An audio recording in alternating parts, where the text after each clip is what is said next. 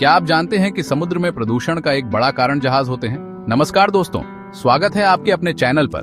दोस्तों, क्या आप जानते हैं कि समुद्र में प्रदूषण का एक बड़ा कारण जहाज होते हैं? जी हाँ, आपने बिल्कुल सही सुना। हम अक्सर समुद्र में फैले प्रदूषण के बारे में बात करते हैं, लेकिन शायद ही कभी इसके पीछे के असली कारणों पर गौर करते हैं। आज हम इसी विषय पर बात करेंगे और जानेंगे कि कैसे जहाज जो दुनिया भर में सामान और लोगों को ले जाते हैं, वे ही समुद्र के लिए खतरा बनते जा रहे हैं। आज हम जानेंगे कि जहाजों से समुद्र में कौन कौन से प्रदूषण के स्रोत होते हैं। तो चलिए शुरू करते हैं और इस महत्वपूर्ण मुद्दे पर गहराई से चर्चा करते हैं। दोस्तों, जहाजों के इंजन रूम में एक जगह होती है जिसे बिल्ज कहते हैं। यहाँ इंजन से निकलने वाला तेल, ग्रीस और अन्य गंदगी जमा होती रहती है। कई बार लापरवाही या पुराने जहाजों में खराबी के कारण यह गंदा पानी सीधे समुद्र में रिस जाता है। यह तेल समुद्र की सतह पर फैल जाता है, जिससे सूरज की रोशनी पानी में नहीं पहुंच पाती। इससे समुद्री पौधों को नुकसान होता है और ऑक्सीजन की कमी हो जाती है, जिससे मछलियों और अन्य जीवों का जीवन खतरे में पड़ जाता है। जहाजों में इंजन के अलावा और भी कई जगहों से तेल और अन्य अपशिष्ट पदार्थ निकलते हैं। ये सब मिलकर एक गाढ़े काले पदार्थ का रूप ले लेता है, जिसे स्लज कहते हैं। अंतर्राष्ट्रीय नियमों के अनुसार जहाजों को इस स्लज को समुद्र में फेंकने से पहले उसे साफ करना जरूरी है, लेकिन कई बार मुनाफा कमाने के चक्कर में कुछ कंपनियां इस नियम को तोड़ देती हैं और इस खतरनाक स्लज को सीधे समुद्र में छोड़ देती हैं, जिससे समुद्री जीवन को गंभीर खतरा पैदा होता है। जहाजों में संतुलन बनाए रखने के लिए एक खास तरह का पानी इस्तेमाल किया जाता है, जिसे बैलास्ट वाटर कहते हैं। जब जहाज खाली होता है तो यह पानी भरा जाता है और जब जहाज माल लाद लेता है तो इसे खाली कर दिया जाता है।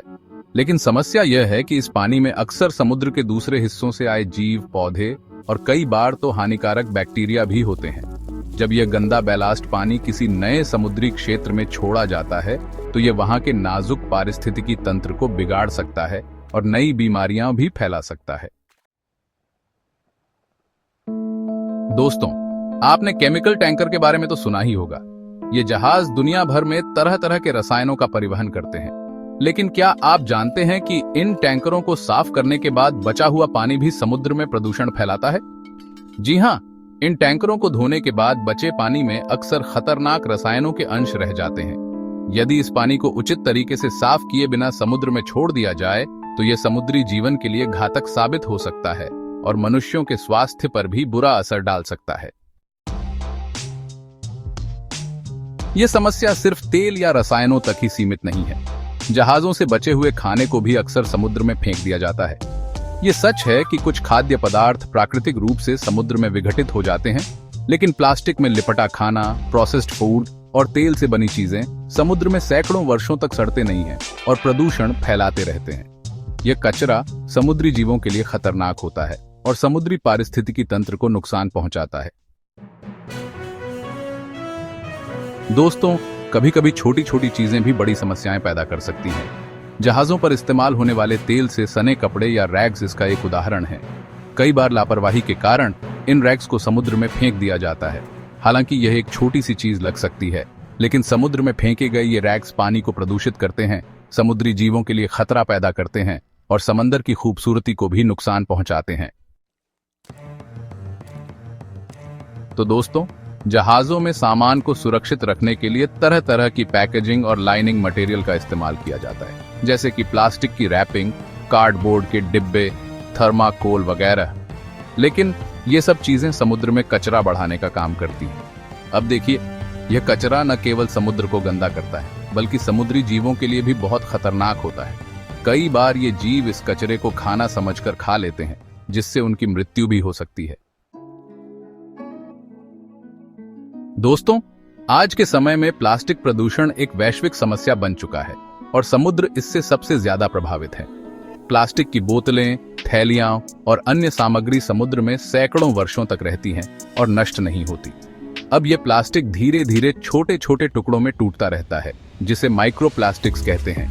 ये माइक्रोप्लास्टिक्स समुद्री जीवों के लिए बेहद खतरनाक होते हैं, क्योंकि ये उनके भोजन में मिल जाते हैं और उनकी मृत्यु का कारण बन सकते हैं। दोस्तों, जहाजों से निकलने वाले रसायन समुद्र के पानी को जहरीला बना रहे हैं।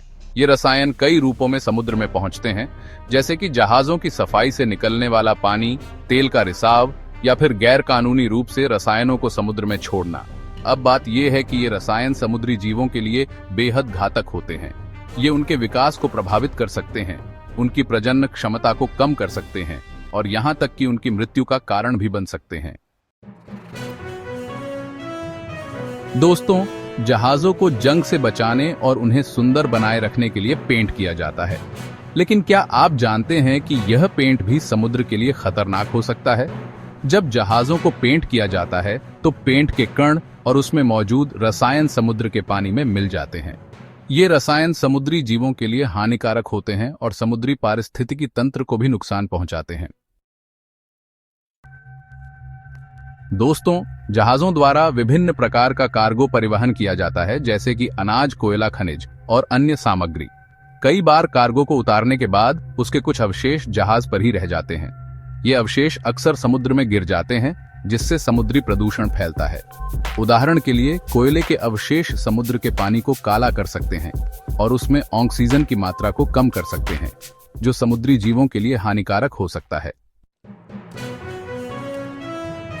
दोस्तों, जहाजों में कार्गो को सुरक्षित रखने के लिए डनैज का इस्तेमाल किया जाता है। डनैज में लकड़ी, बांस, प्लास्टिक या अन्य सामग्री हो सकती है। कई बार यात्रा के बाद इस डनैज को समुद्र में ही फेंक दिया जाता है, जो समुद्री प्रदूषण का एक बड़ा कारण है। यह डनैज समुद्र में सैकड़ों वर्षों तक रह सकता है और नष्ट नहीं होता। यह समुद्री जीवों के लिए खतरनाक होता है और समुद्री पारिस्थितिकी तंत्र को भी नुकसान पहुंचाता है। दोस्तों, जहाजों के इंजन से निकलने वाला कालिख न केवल हवा को प्रदूषित करता है, बल्कि समुद्र के लिए भी हानिकारक होता है। यह कालिख हवा के साथ उड़कर समुद्र में गिरता है और पानी को काला कर देता है। इससे समुद्र में सूर्य की रोशनी कम पहुंचती है, जिससे समुद्री पौधों को नुकसान पहुंचता है। साथ ही यह कालिख समुद्री जीवों के श्वसन तंत्र को भी प्रभावित कर सकता है और उनके लिए घातक साबित हो सकता है। तो दोस्तों, ये थे समुद्र में जहाजों से होने वाले प्रदूषण के मुख्य स्रोत। जैसा कि हमने देखा, जहाजों से होने वाला प्रदूषण समुद्र के लिए कितना खतरनाक है। यह प्रदूषण समुद्री जीवन को नष्ट कर रहा है, हमारे पर्यावरण को नुकसान पहुंचा रहा है और मानव स्वास्थ्य के लिए भी खतरा बना हुआ है। हमें यह समझना होगा कि समुद्र हमारी पृथ्वी का एक अभिन्न हिस्सा है और इसका स्वास्थ्य हमारे लिए बेहद महत्वपूर्ण है। अगर हमें अपने और आने वाली पीढ़ियों के लिए एक स्वस्थ ग्रह चाहिए, तो हमें समुद्र को प्रदूषण से बचाना होगा। अगर आप समुद्र को बचाना चाहते हैं, तो इस जानकारी को ज्यादा से ज्यादा लोगों तक पहुंचाएं। इस वीडियो को शेयर करें और लोगों को जागरूक करें कि कैसे हम सभी मिलकर समुद्र को बचाने में अपना योगदान दे सकते हैं। वीडियो पसंद आया हो तो लाइक और सब्सक्राइब जरूर करें। धन्यवाद।